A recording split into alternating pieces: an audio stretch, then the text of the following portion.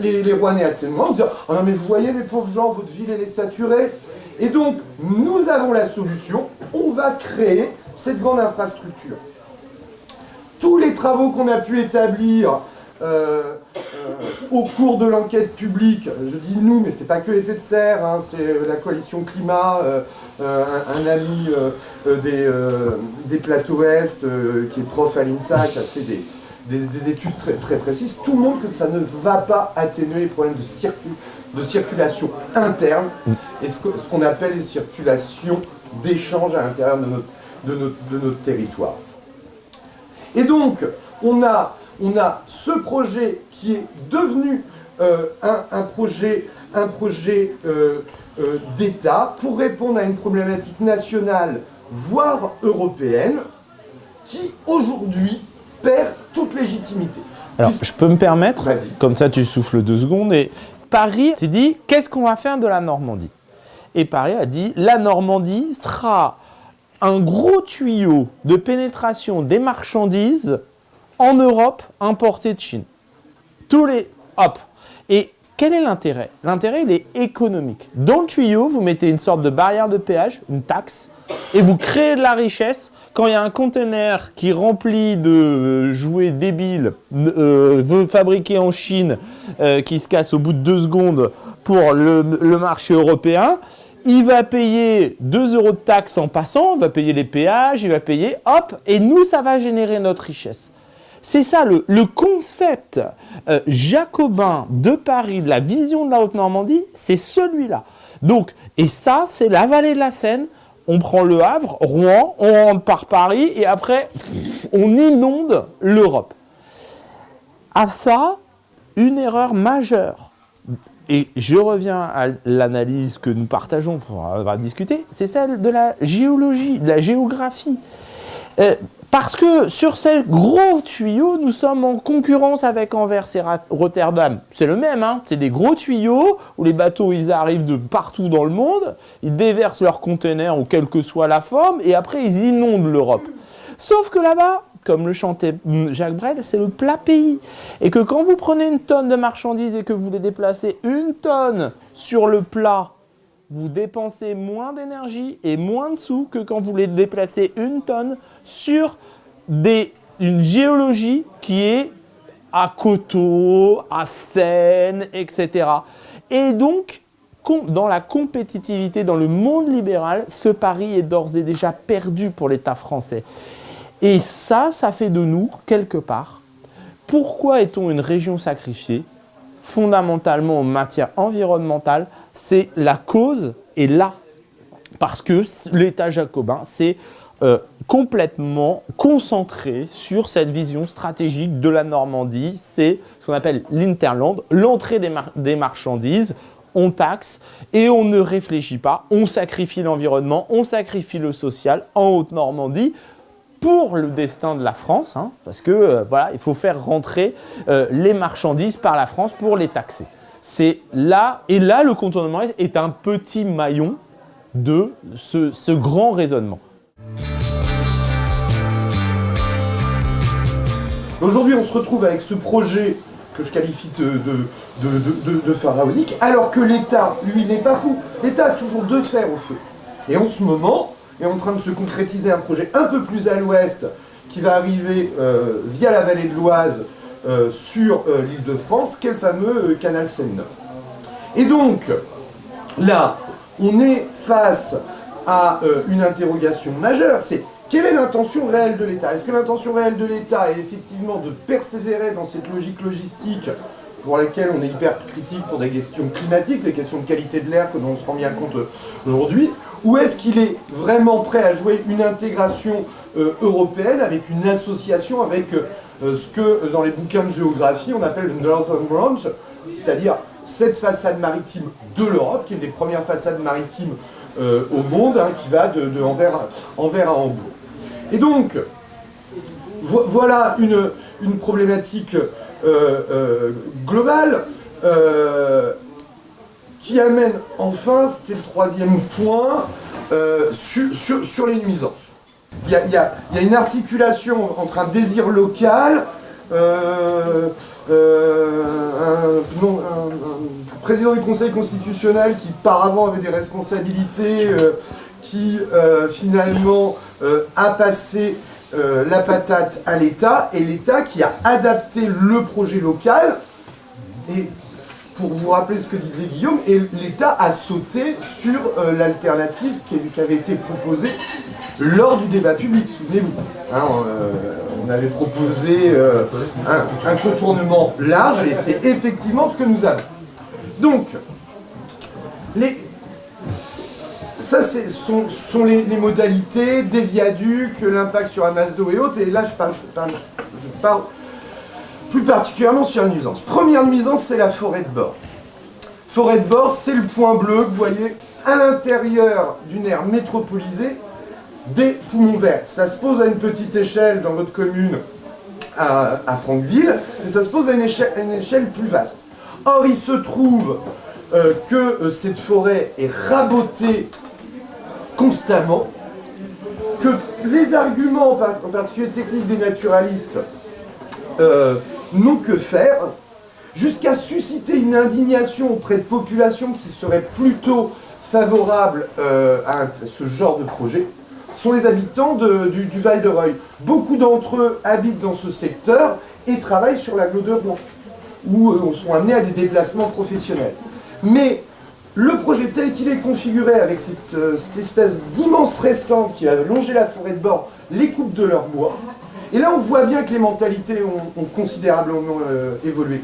Ces catégories sociales de cadres ou de techniciens supérieurs, à une époque, auraient totalement accepté ça. Mais là, il y a un attachement à la nature que l'on perçoit, que l'on a très clairement ressenti à l'occasion de la concertation publique de 2014 et des réunions publiques au printemps dernier.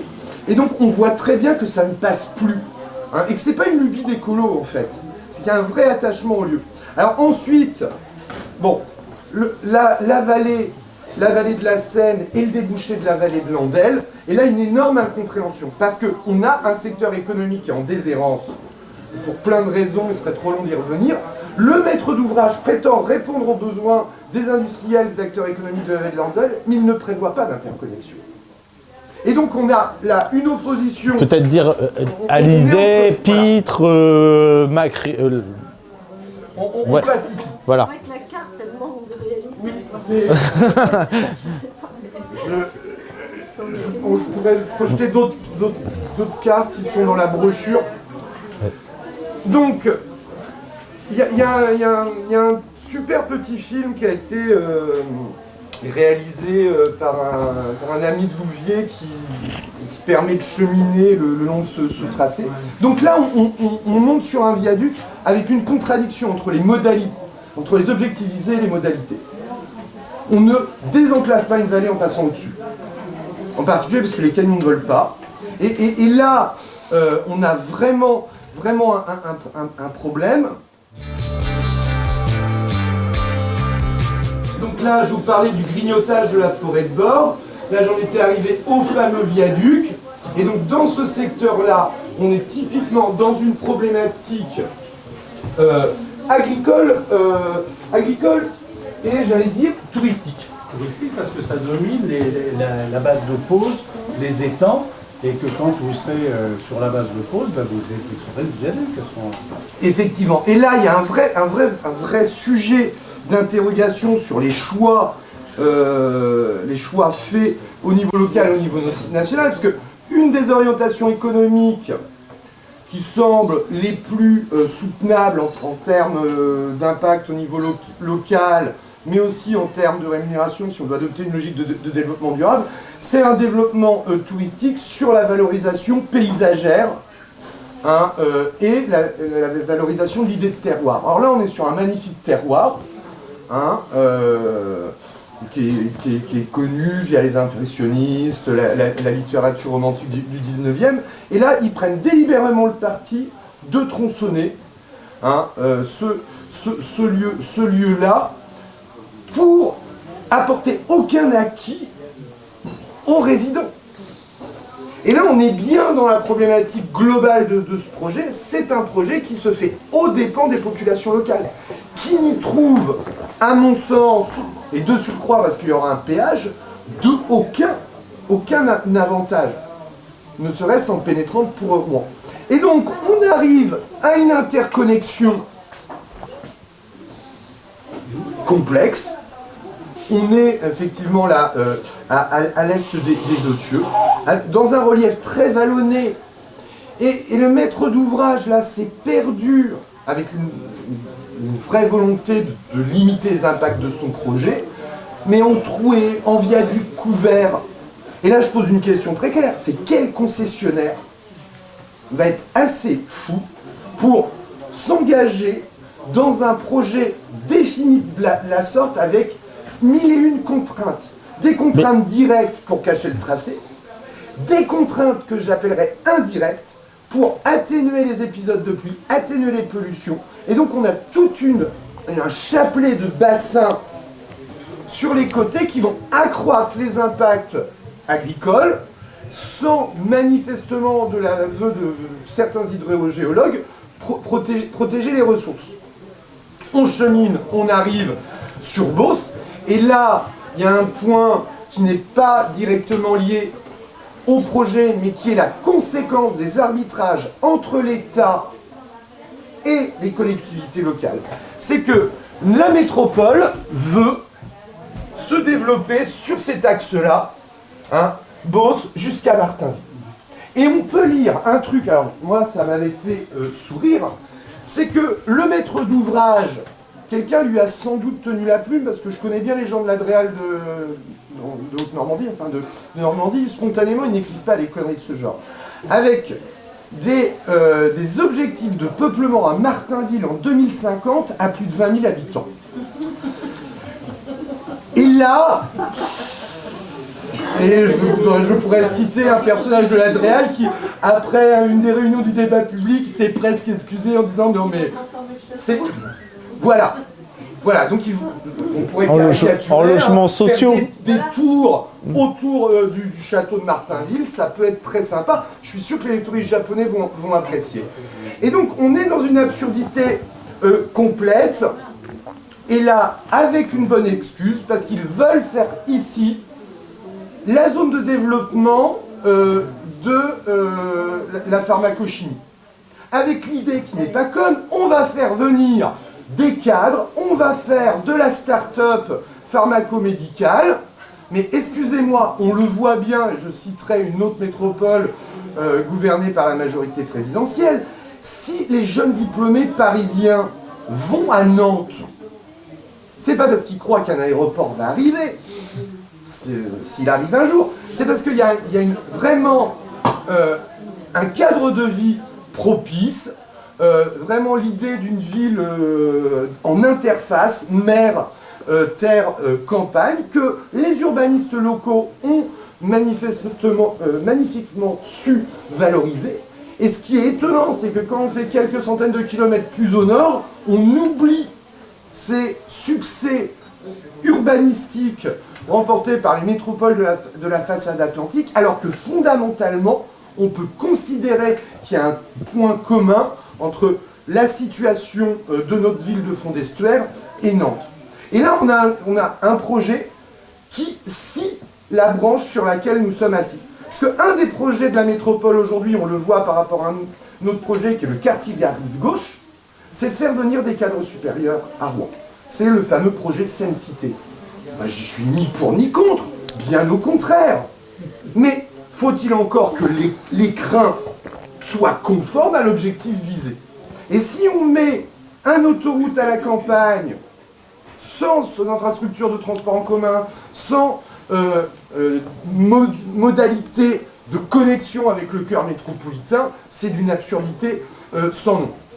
Et donc quand on dépasse, bon je finirai, j'ai été trop long, là on arrive vraiment dans la folie furieuse, puisque là, à nouveau des viaducs dont les piles reposent sur des limageurs de cours d'eau, mais qui sont absolument fondamentaux pour le renouvellement de la ressource. Et là, je regrette que Francis Bia ne soit pas là, mais c'est le grand spécialiste de ce secteur, il en parlerait bien mieux que moi.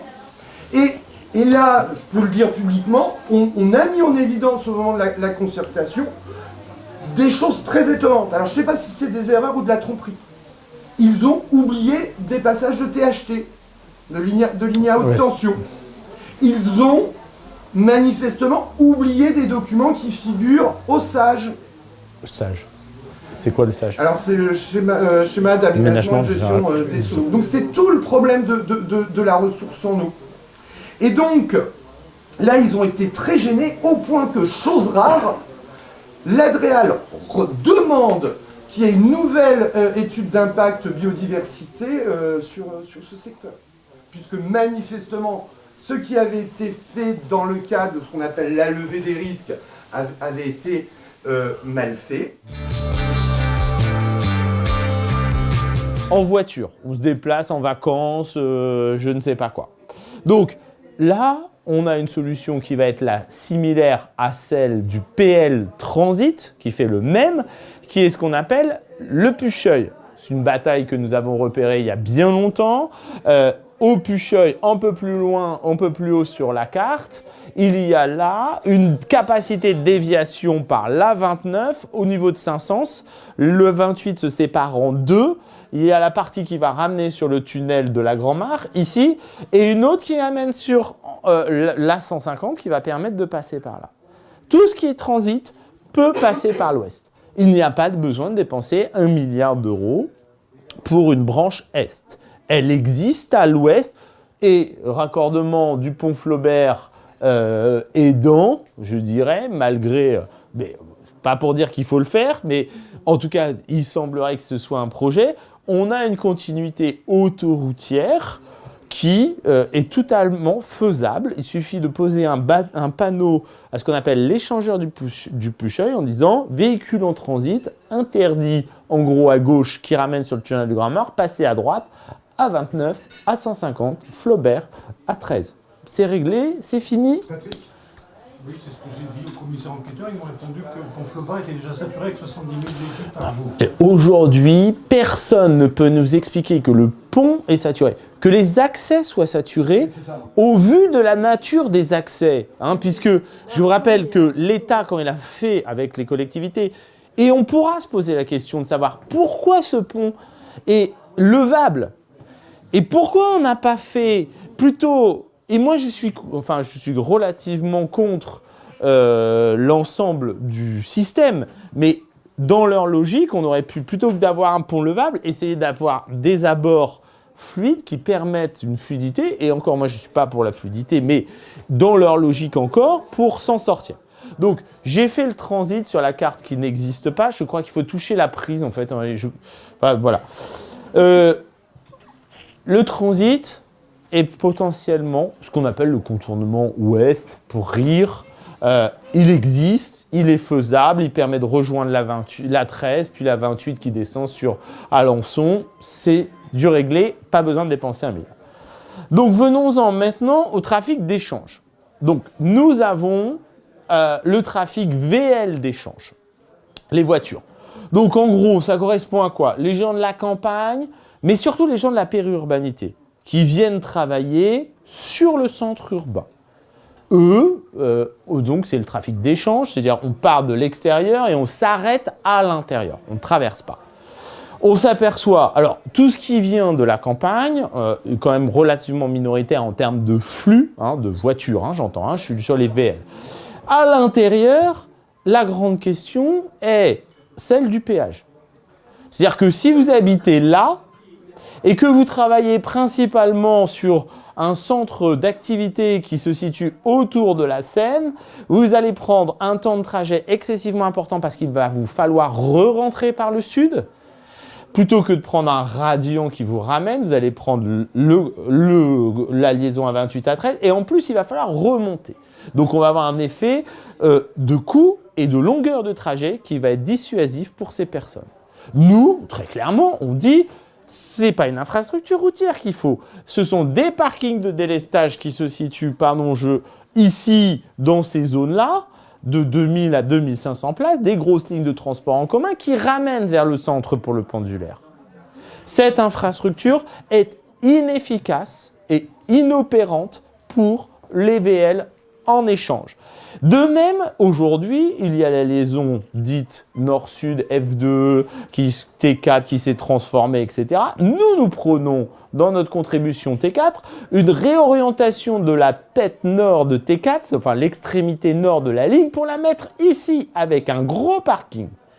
Pour tout ce qui est périurbain, enfin rural, pardon, nous considérons que la ligne de transport de SNCF est un drain très intéressant. Elle passe ici, on a sorti les chiffres du PDE de la ville de Rouen, du CHU et de la région qui montrent que sur des tampons de 300 mètres sur toute une population, il y a 80% de report modal potentiel de tous les ruraux qui se situent dans un arc nord-est qui pourrait venir converger sur la ligne de transport de la ligne de SNCF et venir travailler au CHU, etc. Parce qu'il y a pas mal de gens qui vivent à l'extérieur, dans ce quart nord-est, pour venir travailler. Ensuite, on a le problème des camions. C'est le problème le plus épineux. C'est comment les camions... Alors, ils sont un peu plus loin. Hein, ils sont là, c'est la plaine des betteraviers. Les betteraviers de la plaine Picarde, et Trépagny, vous voyez les grands champs avec les corbeaux là, enfin je ne voudrais pas avoir l'air de dénigrer les camarades agriculteurs de là-haut Non mais je le dis absolument pas pour toi Patrick, non je sais bien, et c'est de la grosse agriculture, ça sort des tonnes de betteraves, c'est du lourd, c'est du très très lourd, et eux ont besoin d'accéder au port pour exporter la betterave. Oui, la betterave elle s'arrête à Trépagny. Pas toute, oui, le sucre. Le sucre issu de la betterave. Tu as raison.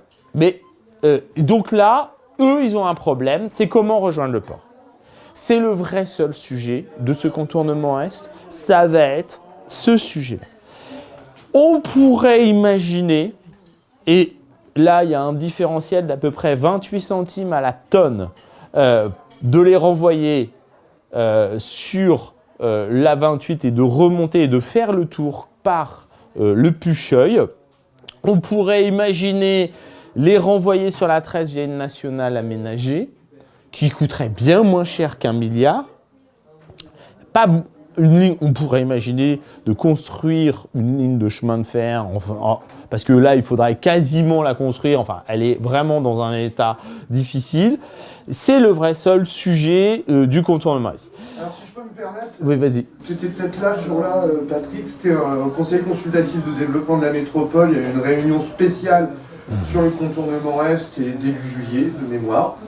Et il y avait un représentant de la FNTR, la Fédération Nationale du Transport Routier. Et moi, ce que j'aime bien, c'est quand les gens disent clairement ce qu'ils pensent, et ça a été le cas. Et ce monsieur a dit un truc très clair, droit dans ses bottes, c'est que cette infrastructure, telle qu'elle est configurée là, lui permet une rotation en plus par jour. C'est-à-dire que, pour 1 milliard, il va pouvoir faire tourner son camion entre Trépagny et Rouen une fois de plus. Et donc, de mon point de vue hyper critique, je me suis dit, ah oui, c'est vrai, tu y trouves un intérêt objectif, mais c'est tellement dérisoire, au regard des impacts négatifs, climat, qualité de l'air, risque sur la ressource en eau, que je me suis dit, c'est débile. Et je finirai sur un truc très vite. Il y a encore des articles qui sont parus la semaine dernière dans le journal de la Chambre de commerce. L'activité céréalière, les sucrières du port de Rouen, s'effondre. On sait où ça va. Ça va à La Rochelle. Pourquoi La Rochelle? Très vite, ils n'ont pas de silo, ils n'ont pas de frais de gestion. C'est-à-dire que les céréaliers, ou du moins les transporteurs, laissent dormir les récoltes sur le triage en amont du port. Il n'y a pas cet intermédiaire présent à Rouen. Donc des coûts d'exportation nettement moindres que ce qu'on propose à Rouen. Et finalement, est-ce que ça vaut le coup de compenser cette concurrence des Charentais par un projet à 1 milliard, ou est-ce qu'il ne faut pas imaginer d'autres dispositions, parce que faire dormir des céréales dans des wagons de chemin de fer, c'est encore plus dangereux que dans des silos. C'est hautement explosif, ça génère des poussières et autres. On n'a pas des silos parfaits à Rouen, mais c'est des dispositifs qui sont peut-être un peu plus sécures en termes de santé publique. Et donc, on voit bien qu'on est dans un pays, passerait l'expression de fou, où tous les coups sont permis. Et dans un système absurde, on trouve des projets encore plus fous pour essayer de compenser quelque chose qui va dans un sens délirant. Mais ça, ce débat, personne ne pose. J'ai pas compris qu'est-ce qu'ils font à La Rochelle pour Donc éviter les récoltes, le elles restent stockage. dans les trains. Bah oui, mais comme vous dites, le stockage dans les trains, c'est aussi dangereux. Ah ben c'est dangereux, puisque dans les silos, au moins, il y a des systèmes de confinement, des systèmes d'atténuation des pollutions, même s'ils ne sont pas parfaits, et des systèmes anti-explosifs. Dans un modeste wagon de chemin de fer, tous ces dispositifs d'atténuation n'existent pas. Et on a effectivement des bombes, vous me passerez l'expression, sur le triage en amont de la zone portuaire de La Rochelle.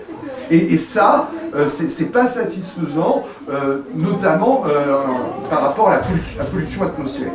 Et donc La Rochelle a transformé un désavantage en avantage aujourd'hui pour concurrencer Rouen. Nos silos sont dans une situation financière précaire, alors que la DREAL, et on le sait très bien au CODERS, demande des travaux de mise aux normes qui coûtent cher. On l'a vu là chez Pastacorp l'an dernier, qui est un des principaux exploitants de silos du site, et on est dans un système complètement absurde. Et je ne pense pas que la meilleure solution par rapport à ce problème, c'est de construire du macadam. Il faut trouver une autre manière de penser l'agriculture globalement, et ensuite les flux. Et je finis. J'étais à l'ouest, vous avez compris que sur l'échange externe-interne, on a des solutions très traditionnelles d'intermodalité et que le péage est un frein. Vous aurez compris que l'ensemble des poids lourds qui viennent à Rouen sur le port, à part ce quart nord-est de la Betterave, Trépagny, tout le reste est résolu par les infrastructures routières existantes. Et j'en reviens au péage. Il faudra tout de même vérifier avec les betteraviers que le coût du péage, dont on ne connaît pas le montant, on reviendra sur les aspects financiers, Guillaume reviendra dessus après, pour finir, laisse une incertitude. Parce que si le PHPL est très cher, et notamment sur le petit barreau, les betteraviers de la plaine disent, je crois que c'est 68 centimes, il vaut mieux les envoyer, leurs exportations, il vaut mieux les faire partir par Anvers. Ça coûte moins cher. Et comme tout est régi par l'argent, si le péage vient impacter ce coût de déplacement à la tonne, finalement, la seule raison, et vous allez voir pourquoi je dis la seule raison de cette infrastructure, objectivement, peut tomber. Dernier flux, l'intra-agglomération en voiture. Donc, j'habite Isnoville et je travaille à Technopole. Alors, je prends ma voiture, je fais un rallongé d'à peu près 30%, ou je viens de Louviers et l'ensemble des calculs qui sont faits montrent qu'il n'y a pas de diminution du temps de trajet. On est sur des temps de trajet qui sont similaires à ce qu'il est existant aujourd'hui en voiture, parce que c'est un des arguments des voitures, hein, c'est de dire « Ah, je vais gagner 10 minutes sur mon trajet quotidien pour aller travailler, donc ça peut valoir le coup ». Or, tous les temps de trajet qui sont calculés montrent qu'on a à peu près une constance. On est à 30 secondes, 1 minute, c'est des modèles statistiques, évidemment. Hein, on n'est pas dans une... parce que ça dépend des embouteillages, enfin, etc. Donc, et puis nous disons qu'aujourd'hui, l'utilisation de la voiture en milieu métropolitain, puisque nous sommes en métropole, est une aberration, qu'il faut construire de l'intermodalité, des intermodalités, du vélo, du bus, du covoiturage, enfin plein de choses, mais qui vont permettre de libérer de la capacité de voirie et de la réaffecter à d'autres modes que la voiture individuelle. Et ça, c'est un enjeu majeur, et d'ailleurs, on n'est pas les seuls à s'engager là-dessus. Quant aux poids lourds qui se déplacent à l'intérieur de l'agglomération, ça existe, hein, c'est l'intra-agglomération au niveau PL. Franchement, cette infrastructure, elle est quasiment nulle parce que l'ensemble des mouvements sont souvent sur la rive gauche d'est en ouest, éventuellement un peu nord-sud, mais de là à aller prendre avec le péage alors qu'on est un transporteur et qu'on joue des heures importantes, enfin du fric, etc., c'est juste, bon, là, il n'y a pas d'utilité. Donc, De cette présentation, cette infrastructure en matière de flux ne présente qu'un seul et unique intérêt, celui que Guillaume a expliqué, celui des betteraviers de la plaine Est qui ont un problème voilà, pour rejoindre le port de Rouen. Bon, est-ce que ça vaut le coup de payer 1 milliard? Est-ce que ça vaut le coup de détruire l'environnement, de détruire la qualité de vie de milliers, enfin de centaines de milliers d'habitants et ici? Et vous l'aurez compris, l'impact sur la pollution atmosphérique ici est quasiment nul. Si on prend l'ensemble des flux et qu'on les répertorie, on s'aperçoit que même si je suis une voiture légère qui habite Isnoville et qui travaille par exemple, je ne sais pas, au conseil général, même si j'habite, je ne sais pas très bien où je suis là, hein, mais vous m'excusez, je fais ça, je vais revenir balancer les polluants dans la cuvette. À un moment, je vais venir. Et en aucune façon, cet itinéraire permet de ne pas émettre dans la cuvette. Parce qu'aujourd'hui, le phénomène de pollution atmosphérique, il est évidemment, j'émets dans la cuvette rouennaise, j'ai l'inversion thermique qui me fait une cloche qui empêche les polluants de s'évacuer, mais tous ces flux vont revenir dans la cuvette et avoir qu'un effet majeur et discriminant socialement. C'est-à-dire qu'on accepte de dépenser 1 milliard pour aller polluer les plus pauvres, ceux qui vivent à Saint-Étienne-du-Rouvray, à côté des infrastructures routières, soi-disant pour limiter la pollution atmosphérique des plus riches, parce que c'est une réalité sociologique, du centre. Et en plus, on nous ment. On nous ment. C'est-à-dire qu'on va aller plus polluer là, mais je suis convaincu que l'écart d'augmentation de la pollution atmosphérique sur la zone sud de Saint-Étienne sera pas équivalent à la diminution ici, pour la raison fondamentale de la cuvette. Et les flux arriveront encore dans le centre, sauf à réussir ce qu'on appelle l'intermodalité, c'est-à-dire que les gens lâchent leur voiture et prennent des bus sur les derniers kilomètres. En trafic, j'ai oublié, en intra-agglomération, comme en échange, il y a un enjeu majeur qui est le centre de distribution urbaine.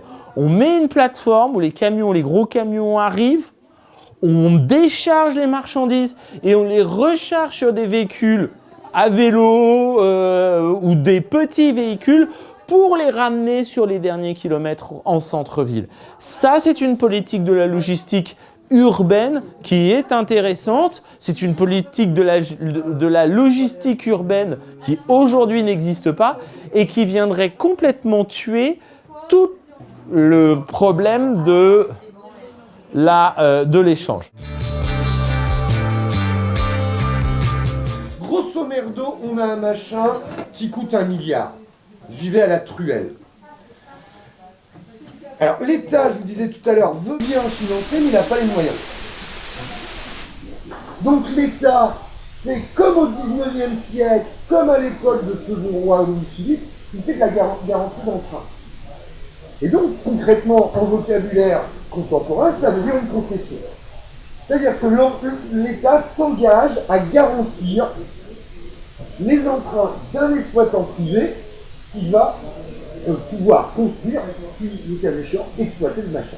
Ce qu'on appelle une concession. Ce n'est pas un PPP, le mot a circulé, c'est bien une concession. Patrick a eu une confirmation dans des échanges avec le Conseil d'État récemment, si je ne m'abuse. Donc on a une concession. Donc on a un État qui, je m'engage, mais qui finalement ne fait rien. Et donc on va donc avoir un grand groupe privé. Vous savez, les grands groupes privés, ils n'ont pas le sou, ils sont en difficulté. Et là, dans la région, on dispose de magnifiques vaches à lait. Ce sont les collectivités locales. Je caricature, évidemment. Donc on aurait sur ce milliard une moitié apportée par un groupe privé, au hasard la Saudière, mais c'est un pur hasard à Rouen, hein. Et deuxième moitié qui va être abondée par les collectivités locales. Et là, on vit, il faut bien appeler un conflit, puisque les collectivités locales en ce moment sont en train de se refiler la patate chaude. Alors le président du conseil départemental de l'Eure, qui est un petit jeune très rusé, a réussi à se débarrasser de la patate chaude. On est un peu dans une balle au prisonnier, si je vous dans les cours de récréation. Et non, mais il met dans la merde de gros. Les deux gros sont M. Morin, à Caen, et M. Sanchez, ici même. Et là, pour ce qu'on en a appris, il y aurait une surcote de 49 millions, c'est ça? 49 millions encore. Il manquerait 49 millions. La part de l'heure, c'est de Case. l'heure plus la case, c'est bien précis. Donc, on a les deux territoires méridionaux qui, en principe, devraient être avantagés par ce projet en croire le maître d'ouvrage, qui disent pas question. Et donc, là, on ne sait pas ce qui se passe. Mais ce qui est sûr, c'est que on a un je te tiens, tu me tiens par la barbichette entre M. Morin et M. Sanchez, et on ne sait pas qui va se prendre la claque. C'est une claque qui paye 49 millions. Non, mais vous rassurez, c'est pas eux qui vont payer. C'est nous. Et c'est nous, je ne vais pas dire, les hommes politiques. 49 millions en plus, hein. En plus, on a 500 millions, on a 10% qui font défaut sur la part collectivité locale. Et ça va se faire au dépens des projets d'investissement locaux. Et là, en ce moment, on est très en colère à effet de serre par rapport à un projet qu'on soutient depuis le début, même s'il n'est pas parfait, c'est le projet de T4. Vous avez peut-être lu dans la presse qu'il est reporté au calendrier grec. Avant, on avait tendance pour toutes les infrastructures et tout, Alors, il y a de la viabilisation du réseau, mais la réalisation rive droite, c'est-à-dire ce qui pose le plus problème, est reportée post-Armada. Et on a vu au moins la date 2020. 2023. Donc ça permet de glisser des dépenses de surcroît. Parce que la métropole croule sous des dépenses qui vont lui tomber sur le coin de la tête. Et je pense qu'il y a une anticipation sur ce surcoût lié au contournement Est, parce que de mon point de vue, je pense que c'est le point de vue de l'association, M. Sanchez s'est embourbé dans ce truc, il a toujours promis qu'il le ferait, ne serait-ce que dans la continuité avec son prédécesseur, et que, voilà, on va payer 3 fois le trajet, on va le payer avec des impôts et des défauts d'équipement au niveau local, on va le payer pour ceux qui l'emprunteront par le péage, et on va le payer par le coût des nuisances sanitaires et environnementales qui vont être générées. Voilà, donc on est face à un truc complètement con, et ce qui est encore plus con, c'est qu'on n'arrive pas à convaincre largement, puisque beaucoup de Rouennais sont persuadés que c'est vraiment la panacée, ce truc-là, et que ça va être la solution à beaucoup de leurs soucis. Voilà. Avec un petit mot, parce qu'il y a un élément que Guillaume... il y a tellement de choses à dire que c'est celui des 300 mètres. Aujourd'hui, le concessionnaire aura 300 mètres, un fuseau de 300 mètres pour disposer son équipement comme il le entend. Ça veut dire qu'il va faire tous les choix pour minimiser la dépense. Parce que 300 mètres, c'est large. Hein. Vous avez les maisons, sur tout le linéaire, entre je passe là à 50 mètres près, vous avez plus de soutènement, plus de machin, plus de trucs. Donc, le concessionnaire risque de faire tous les choix à minima de la dépense et donc de l'impactage plus important sur l'environnement et les populations locales. Ça, c'est un vrai problème, je trouve, de confier, du montage financier de ce contournement. Enfin, de cette maison à 28 à fait. Merci Guillaume. On pourrait y passer 2h30 ou 4 heures. Hein. J'étais venu à une réunion d'effet de serre toi-même, donc pour moi, effet de serre toi-même, c'est le climat. On n'a pas parlé beaucoup du climat, pourtant c'est le principal argument de mon point de vue pour contrer le projet. Il y a des petites choses qui m'ont ennuyé, les Pétraf a quand même vérifié le tonnage de sucre qui transite par le port de Rouen par rapport au tonnage de céréales, je pense que c'est assez faible. Hein.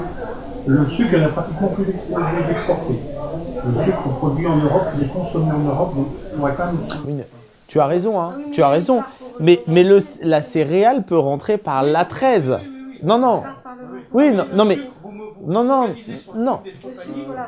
Attends. Je vais me permettre de t'interrompre pour qu'on se comprenne. On ne parle pas du niveau de port de l'exportation. Tu as raison. La majeure partie de l'activité du port vient de la céréale de Beauce. Mais la céréale de Beauce a les infrastructures routières pour rentrer dans le port. Par la 13 et revenir par la Sud 3 et revenir sur le port.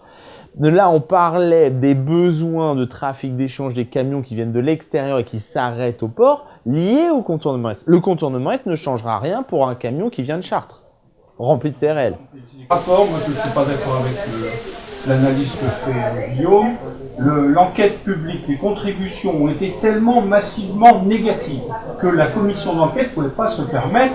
Donc là, on a une première chose à faire, à mon avis, c'est d'aller rencontrer les conseillers métropolitains pour leur dire, pour leur expliquer de façon plus synthétique, parce que la c'est un peu long, que ce projet-là, c'est nul. Bon, donc ça dépend de la volonté de chacun d'aller taper à la porte de son maire pour aller faire ça. Bon, première chose. La maire, elle est super.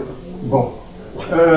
Ensuite, une fois que le projet sera arrivé au conseil métropolitain, alors, on vient d'apprendre qu'on peut envoyer des mémoires. Pendant que le conseil d'État instruit le dossier de l'EDU, tout le monde peut envoyer un mémoire. Bon, moi je vais rédiger un mémoire. L'intention de la commission climat, j'espère que la commission climat va valider ce projet de mémoire, mais c'est pas. On se voit mardi soir. On se voit mardi soir. Il y a l'adresse mail, ça s'envoie par mail, c'est très simple. Bon, voilà, il y a ça à faire. Bon, après la DUP, on va voir si ça va être pris, ça va être pas pris. Parce qu'une fois que la DUP est enclenchée, pour aller contester la DUP, c'est plus l'affaire du simple Pékin comme vous et moi, parce qu'il faut un avocat habilité à plaider devant le Conseil d'État, ça coûte une blinde. Le secteur économique a des objectifs de réduction, dont le transport routier. Bon, c'est la grosse différence avec Notre-Dame-des-Landes. Notre-Dame-des-Landes, il n'y a pas de contrainte sur le transport aérien. Il est hors négociation climatique. Donc, on peut toujours dire, ah oui, le transport aérien va continuer d'augmenter. On peut, du point de vue du climat, on n'a rien à opposer, enfin, sauf sur le principe. On n'a pas de texte. Tandis que là, on a quand même les engagements de la France et la stratégie nationale bas carbone. Et donc, le maître d'ouvrage, alors dans aucun, il y a 170 pages de rapport, de mémoire en réponse, à aucun moment il rappelle les engagements de la France en termes de réduction des émissions de gaz à effet de serre. À aucun moment ça fait bien. Bon, donc il s'appuie sur un rapport du Conseil général, du Commissariat général du développement durable, qui fait régulièrement, il faut une projection de trafic routier. Et donc il s'appuie sur la projection, la dernière projection mise à jour en juillet 2016, du Commissariat général du développement durable. Et donc, le Commissariat général, il fait deux scénarios. Un scénario tendanciel où on est globalement à plus 34% d'augmentation de trafic, plus 20%. Et après, ils font des petits calculs d'émissions de gaz à effet de serre et ils s'aperçoivent que même dans le scénario bas carbone, où on est à juste 20% d'augmentation, eh ben, on pulvérise, on n'atteint pas les objectifs assignés au secteur des transports. Et il conclut, le Commissariat général du développement durable, le rapport est cité dans le rapport de mémoire en cause agréable, qui conclut que le scénario tendanciel et même le scénario bas carbone, il n'est pas soutenable. On ne peut pas prendre ces valeurs-là parce que ce n'est pas soutenable, c'est pas en cohérence avec nos engagements. Et il y a un scénario qui vient de sortir, les gigawatts, scénario 2017-2050. Eux, ils sont sur une division par deux. Alors, c'est pas la même date, c'est 2015-2050. Hein, les véhicules légers, on est sur une division par deux. Non.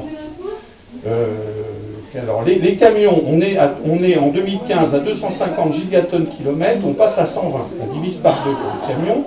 Et pour les véhicules légers, on est à 11 000 km par habitant et par an, et on passe à 5 200. Et donc avec ça, ils arrivent à avoir un scénario qui tient à peu près la route du point de vue des engagements de la France.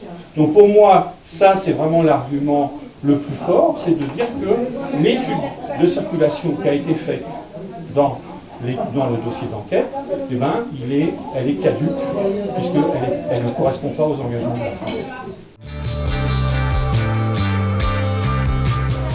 Avis favorable. Votre projet, on adore. Si ce n'est que derrière, pour parler plus vulgairement, mettre des grosses carottes. On a, 9 réserves et une dizaine de recommandations, et 7 recommandations. C'est-à-dire que, chose très rare, parce que j'en vois passer sur pas mal de dossiers, on a un rapport de la commission d'enquête accablant, avec des petits détails qui ne trompent pas. Dans le rapport figure quand même une interview de la présidente d'Air Normand qui mesure la qualité de l'air, et Madame Delmas dit Franco, c'est une catastrophe en termes d'émissions de CO2.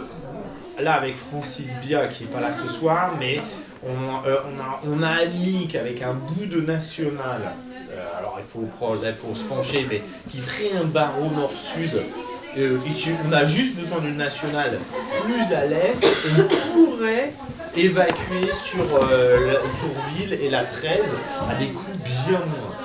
Il y a peut-être là, effectivement,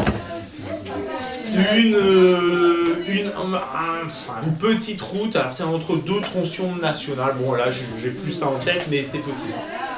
On l'a vu au moment de l'enquête d'utilité publique, c'était excessivement intéressant. Sur les places d'Ouest, les gens sont mobilisés, ils sont vent debout contre ce projet. On n'a pas trouvé à Rouen ni l'angle d'attaque, enfin sur le fond on en a plein des arguments, mais le bon angle d'attaque. Et on n'a pas trouvé la forme militante pour toucher les Rouennais et leur dire c'est un projet qui n'est pas satisfaisant.